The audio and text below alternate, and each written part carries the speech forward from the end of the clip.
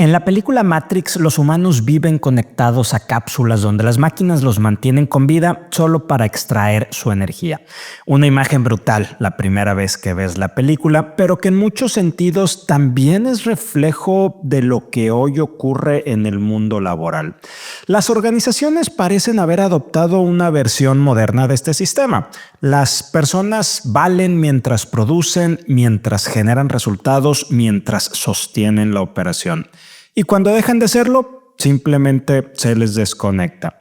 Esta lógica, no es nueva. Desde finales del siglo XIX, Frederick Taylor propuso la teoría científica del trabajo que medía la eficiencia humana como si cada persona fuera un componente mecánico. Unos 40 años después, el profesor Elton Mayo de la Universidad de Harvard reintrodujo, o más bien introdujo por primera vez el factor humano con su experimento, su famoso experimento Hawthorne, demostrando que el desempeño depende también del entorno social, emocional y del sentido de pertenencia. Desde entonces, la gestión de personas ha oscilado entre ambos polos, el enfoque productivista de Taylor y el enfoque humanista que investigó Mayo. El día de hoy, todo indica que el péndulo volvió a inclinarse hacia el lado productivista e instrumental, es decir, hacia una visión donde el ser humano se valora por su función y no por su condición, donde las personas son medios para alcanzar objetivos y no fines en sí mismas. La presión por los resultados, probablemente, esa es la excusa, los niveles de estrés y los recortes recientes que hemos tenido en empresas de México y puntualmente en Monterrey parecen confirmar esto. Y aunque muchos de estos recortes masivos se pueden justificar como medidas de eficiencia o de protección a la mayoría, es decir, al resto de los trabajadores que permanecerán en estas organizaciones que están haciendo los recortes, la verdad es que todo esto deja ver una lógica productivista, pero sobre todo por la manera en la que algunos de estos recortes se han estado llevando a cabo. Las personas sirven mientras producen, mientras aportan al sistema. En el fondo, pareciera que Matrix no solo fue una película de ciencia ficción, pareciera que fue una advertencia sobre el riesgo de convertirnos a los seres humanos en energía para un sistema que consume más de lo que devuelve. Si usted desea profundizar en este tema y en esta reflexión, precisamente de esto escribo en mi columna de hoy martes en el periódico El Financiero.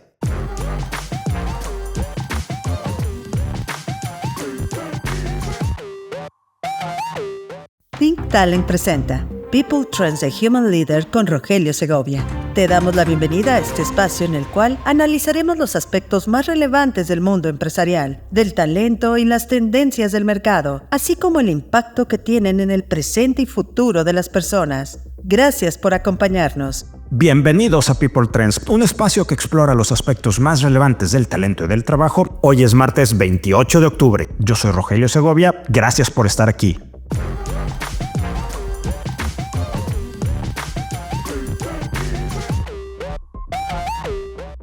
Situación de negocios actual. Vaya semana la que tuvimos la semana pasada en temas empresariales. Estuvo marcada por 3 movimientos de alto calibre aquí en nuestro país. Primero, Signux confirmó la venta total de Prolec a GE Vernova, por más de $5,000 millones. Es la segunda operación de empresas regiomontanas de mayor valor después de la que hizo FEMSA cuando vendió cervecería a Cuauhtémoc Moctezuma, pero es la primera o la más alta si tomamos en cuenta que Signux es una empresa privada, es decir, que no cotiza en el mercado de valores. La operación, que se cerrará en 2026, implica la transferencia del 50% restante de la compañía mexicana de transformadores eléctricos y consolida allí como un proveedor clave para la infraestructura energética en Norteamérica. Recordemos nada más como contexto que esta era una coinversión de 50-50 entre GE y Signux, y por eso la planta Prolec GE, bueno, ya ahora será exclusivamente parte de GE, quien pagará $5,000 millones. Por otro lado, el grupo financiero Vector prácticamente ya está a las puertas de cesar sus operaciones, ya se desconectó del sistema financiero mexicano, ya se desconectó de las operaciones internacionales que llevaba principalmente con Estados Unidos. Quedan nada más ciertas cuestiones residuales antes de que en definitiva se dé a cabo el cierre, la liquidación desde una perspectiva legal de esta muy importante casa de bolsa de origen regiomontano. Y le cuento, hablando de esta empresa, que Insigneo Financial Group, con sede en Miami, anunció la adquisición de las cuentas de Vector Global Wealth Management con más de $4,000 millones en activos de clientes. Con esta operación, Insigneo alcanzará cerca de $35,000 millones bajo gestión, consolidando su presencia entre inversionistas latinoamericanos y marcando un nuevo capítulo en el reacomodo del sector financiero global. Y como le mencionaba, con esto prácticamente ya Vector está terminando sus operaciones. En otro tema, en la Bolsa Mexicana de Valores, continúan los ajustes en listados y emisiones. Al 23 de octubre, la Bolsa Mexicana de Valores registró nuevas solicitudes de oferta y ampliación de capital en un entorno que apunta a la reactivación del mercado bursátil mexicano, que ha estado deprimido ya desde hace algunos años. Además, el grupo impulsa la incorporación de criterios ESG en los procesos de registro y promueve el lanzamiento de opciones sobre acciones estadounidenses como Amazon y Apple, negociadas en pesos mexicanos. Es un paso más en la estrategia de la Bolsa Mexicana de Valores por diversificar productos e incentivar nuevas colocaciones antes de que cierre el año. En el panorama internacional, Warner Bros. Discovery confirmó haber recibido ofertas de adquisición y actualmente evalúa alternativas estratégicas. Entre los potenciales interesados destacan Skydance Media y Paramount Global, mientras que analistas mencionan a Apple, Netflix y Comcast como posibles jugadores si la opción de venta de esta compañía se formaliza. Otro anuncio que generó debate fue el de Amazon, tras revelarse que la compañía busca sustituir hasta 600,000 puestos mediante inteligencia artificial. Un documento que por ahí se coló a la prensa, y bueno, a través de inteligencia artificial y robótica avanzada va a sustituir hasta 600,000 puestos, aunque la empresa, después de este desliz, por llamarlo de alguna manera, negó un plan de despidos masivos, pero sí reconoció que su estrategia apunta a una automatización progresiva en áreas de logística, soporte y atención al cliente. En materias de liderazgo, Science Application International Corporation, empresa Fortune 500 del sector tecnológico y de defensa, designó a Jim Regan como director general interino tras la salida de Tony Towns-Whitley.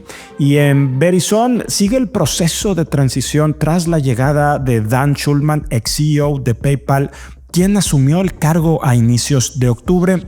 Los inversionistas observan con atención su estrategia de eficiencia operativa y reestructuración interna. Economía.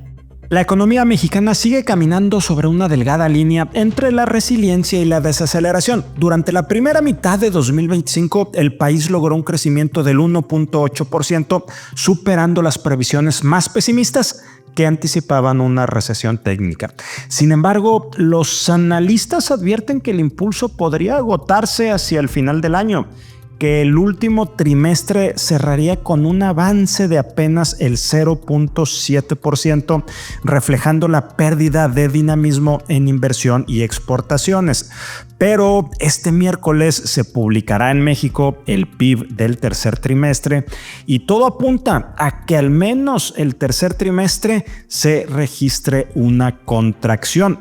En materia de precios, el dato de inflación de la primera quincena de octubre marcó una nueva moderación, 3.6% anual, el nivel más bajo desde 2021.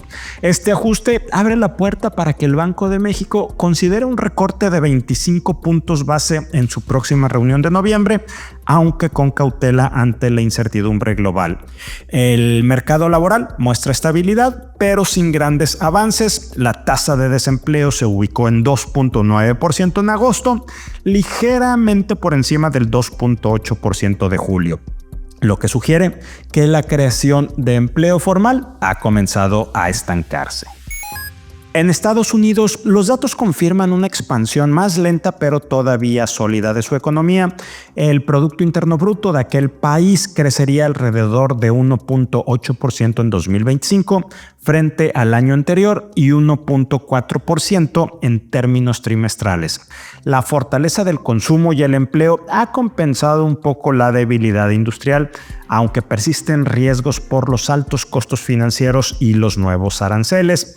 El Fondo Monetario Internacional también mantuvo una visión prudente sobre el escenario global. Las economías avanzadas crecerán cerca de 1.5%, mientras que los mercados emergentes, con Asia a la cabeza, se ubican ligeramente por encima del 4%. Sin embargo, la advertencia más importante tiene que ver con la productividad. Según el organismo, gran parte del crecimiento reciente en los países desarrollados proviene del aumento de inventarios y de las importaciones, no de la inversión en capital o innovación. En otras palabras, el mundo está creciendo, pero no necesariamente mejorando su capacidad productiva. Y también este miércoles va a ser un día de información bastante relevante en materia económica. Este miércoles, le contaba, 29 de octubre, vence la pausa arancelaria y se desconoce si se mantendrá el arancel a México del 25% o subirá al 30%. Y ese mismo día, ese mismo miércoles, hay anuncio de política monetaria de la Reserva Federal. Se espera que recorte la tasa de interés en 25 puntos base a un rango de entre 3.75% y 4%. Talento. El día de hoy, Ginny Dorado nos comparte una historia que refleja un dilema cotidiano, el del equilibrio entre la vida personal y el trabajo. A partir de un caso real, nos invita a cuestionar qué entendemos por productividad y si el compromiso aún se mide por presencia o por bienestar y resultados. Hola. Hace unas semanas, en una sesión de coaching, escuché una historia que me dejó pensando mucho sobre el impacto real de la flexibilidad en el bienestar personal. Esto me ha estado dando vueltas, por lo cual comparto mis reflexiones. Voy a poner el ejemplo de la persona que me tocó tener esta sesión con ella. Es una ejecutiva comprometida, madre de 2 niños pequeños. Todos los días se levanta entre 4:30 y 5 de la mañana. En su empresa hay horarios escalonados y decidió entrar a las 7 de la mañana para poder salir temprano. Vive lejos de la oficina, así que pasa casi 3 horas diarias en traslados, es decir, día y medio laboral. Sale a las 4 de la tarde corriendo para recoger a sus hijos antes de que le cobren extra en estancia. Por la tarde trabaja un par de horas más mientras los niños hacen tareas, prepara cenas, lunch y termina el día cerca de la medianoche. Y al día siguiente, lo mismo. Cuando revisamos sus esferas de vida, pareja, familia, trabajo, finanzas, salud, espiritualidad, ocio, su respuesta fue tan honesta como dura. Es imposible tener balance. En su empresa ya no hay home office, solo un permiso no oficial para salir antes. Esa historia, más que aislada, refleja lo que viven muchos profesionistas hoy, ya sean hombres o mujeres. Personas responsables que están agotadas, atrapadas entre el deseo de cumplir y la falta de espacio para vivir. Los estudios recientes de McKinsey, Gartner y Accenture coinciden. La flexibilidad es el principal impulsor del bienestar y la retención. 7 de cada 10 colaboradores dicen que la flexibilidad mejora su salud mental y física. Las empresas con esquemas híbridos o flexibles alcanzan hasta 30% más productividad y 40% menos rotación. Sin embargo, más de la mitad de las organizaciones han limitado los esquemas remotos por preocupación sobre la productividad o la cultura. La evidencia muestra que la flexibilidad bien gestionada fortalece los resultados, no los debilita. Y los esquemas posibles son muchos: horarios flexibles o escalonados, trabajo híbrido remoto parcial, jornadas reducidas o semanas comprimidas, créditos de tiempo, movilidad temporal e interna y políticas de confianza y autonomía. Pero la flexibilidad por sí sola no basta. Si no hay procesos que la sostengan, se vuelve una excepción, no una práctica cultural. Para que una cultura de resultados sea sostenible, necesitamos fortalecer varios pilares, como el trabajo por objetivos y desempeño, estructuras bien definidas con roles y funciones claros, métricas justas y asertivas, cultura del reconocimiento y de las consecuencias, análisis de la flexibilidad según tipo de alcance de puesto. Entendemos que no todos pueden operar de la misma manera. Liderazgo situacional o híbrido y mecanismos de seguimiento continuo. Reuniones individuales, de equipo o breves espacios diarios de enfoque. Muchas veces hablamos del bienestar como un tema humano, pero tiene un efecto directo en los resultados financieros. No olvidemos que las empresas con esquemas flexibles reducen su rotación voluntaria entre el 25 y 40%, lo que significan millones de pesos ahorrados en reemplazos y capacitación. El ausentismo baja hasta el 30% y el presentismo, aunque la persona va, pero rinde poco por estrés, también disminuye. La productividad puede aumentar entre el 15 y 30%, según Accenture y Microsoft. Y con modelos híbridos, muchas empresas han logrado ahorros del 10 al 20% en gastos operativos, al reducir espacio y consumo de oficina. En resumen, invertir en bienestar y flexibilidad no es un costo, es una estrategia de rentabilidad y sostenibilidad. Menor rotación, menor ausentismo y mayor productividad se traducen en una organización más sólida, más humana y más rentable. La flexibilidad no es el fin, es el medio para que las personas puedan rendir sin caer en el burnout. Pero para lograrlo necesitamos diseñar cómo lideramos, cómo medimos y cómo reconocemos el trabajo. Entonces la pregunta que te dejo es: ¿estamos realmente construyendo culturas que midan resultados? ¿O seguimos premiando la presencia aunque cueste el bienestar de nuestra gente y los resultados estén por debajo de lo esperado? Hasta la próxima.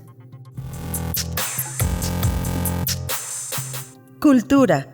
Hoy Isca González presenta una reflexión práctica para todos los profesionales que usan LinkedIn como herramienta de trabajo. A partir también de un caso real, nos recuerda por qué verificar tu cuenta de LinkedIn no es solo una cuestión de imagen, sino de seguridad y respaldo ante cualquier eventualidad digital. LinkedIn se ha convertido en un espacio público donde no solo se busca empleo, sino también se emprende, se crea contenido y se interactúa a nivel internacional. Es prácticamente nuestra tarjeta de presentación profesional y no necesitas estar en búsqueda de empleo para cuidar tu presencia en esta plataforma. Verificar tu perfil es una de las mejores maneras de hacerlo y además súper fácil. LinkedIn reporta que quienes tienen su perfil verificado reciben en promedio 60% más visitas a su perfil, 50% más interacción, es decir, mensajes, solicitudes a conectar y visualizaciones. Esto es bien importante que lo sepamos, amigos, porque pensémoslo así. En verdad, una empresa tiene más confianza de ver perfiles en LinkedIn cuando están verificados. A LinkedIn le conviene presentar perfiles de sus miembros que están verificados porque significa que es gente real la que está del otro lado. Y tú puedes confirmar o verificar tu identidad con una identificación. Por ejemplo, en Estados Unidos, en México y en Canadá se hace a través de una plataforma que es Clear. Y puedes verificarlo también con tu correo electrónico, que puede ser, en este caso, de un lugar de trabajo, es decir, el dominio del correo electrónico tendría que ser de una empresa. También se puede verificar cuando se utilizan licencias como LinkedIn Learning o LinkedIn Recruiter. Esta en particular, todas estas están conectadas a identificar tu perfil a través de un lugar de trabajo, y también se puede verificar, por ejemplo, si estás estudiando en una universidad y ahí tienes un acceso, por ejemplo, a una licencia de LinkedIn Learning, se pueden validar tus estudios y eso ayuda a verificar tu perfil. La verificación de perfil es una palomita al lado de tu nombre en tu perfil de LinkedIn. Ahora, todo este proceso de verificación es gratuito, es opcional, es privado, se puede hacer en cualquier momento y esos datos que utiliza la plataforma son en verdad solamente para verificar tu identidad y no se muestran públicamente. ¿Por qué es importante hablar de este paso en el perfil de LinkedIn? Mucha gente lo ve como algo más que se tiene que hacer. Algunas personas honestamente no les da confianza, aunque recordemos sobre todo que Clear es una plataforma que utilizan, por ejemplo, los aeropuertos. Entonces, Clear es una empresa confiable para realizar este proceso de verificación. Incluso sistemas como Greenhouse, que es un Applicant Tracking System, también lo utiliza.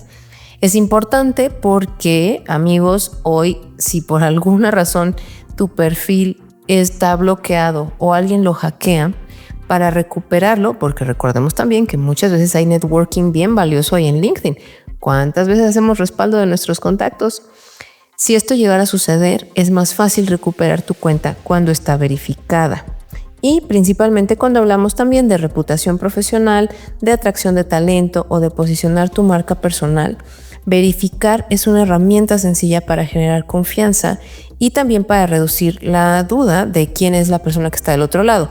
Como les decía hace un momento también, si llegan a bloquear o a hackear tu cuenta, pues esto también puede contribuir a reducir el fraude digital. Así es que si tú eres reclutador, si eres líder, por supuesto si estás buscando trabajo, esto ya no es un detalle estético, o sea, el tener esa palomita en tu perfil.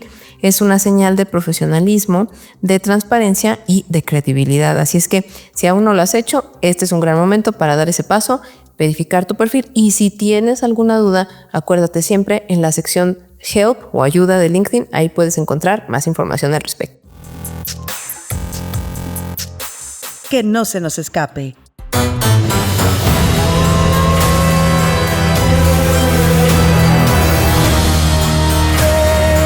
En Estados Unidos, Halloween es mucho más que disfraces, películas y calabazas. Es un termómetro cultural y este 2025 las ventas de dulces lo demuestran. A pesar de la inflación y de los precios récord del cacao que se duplicaron entre 2023 y 2024, los norteamericanos gastarán cerca de $3.900 millones solo en golosinas. Un récord histórico que revela tanto la presión económica como la necesidad colectiva de tener y darse pequeños placeres. El chocolate, aún líder del mercado de dulces de aquel país, ha subido casi 30% frente al año pasado. Por eso, muchos consumidores han optado para este Halloween por versiones más baratas o directamente por no repartir dulces, es decir, apagar la luz del garage, del porche. El tamaño de las porciones se redujo, pero las estanterías siguen llenas de nuevas propuestas que apuestan por la sorpresa. Caramelos con chile, dulces liofilizados, sabores ácidos y versiones fantasma que ocultan su sabor hasta el último momento. Los analistas lo interpretan como una reacción a la saturación digital. Toda esta inversión que hacen los norteamericanos en Halloween y específicamente en ese tema cultural que significa ir a pedir dulces, porque en un mundo rutinario y virtual los jóvenes están buscando mantener estas tradiciones y también a través de estos nuevos sabores y nuevos dulces tener sensaciones intensas y experiencias inmediatas.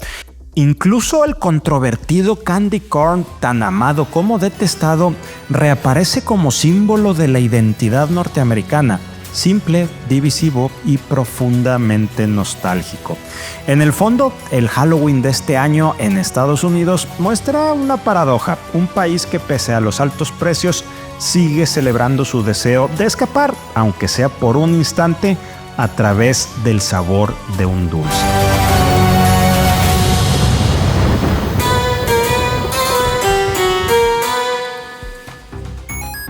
Hoy Yeshua Gómez nos hablará sobre una iniciativa conjunta entre la Organización Internacional del Trabajo y la CONCAMIN.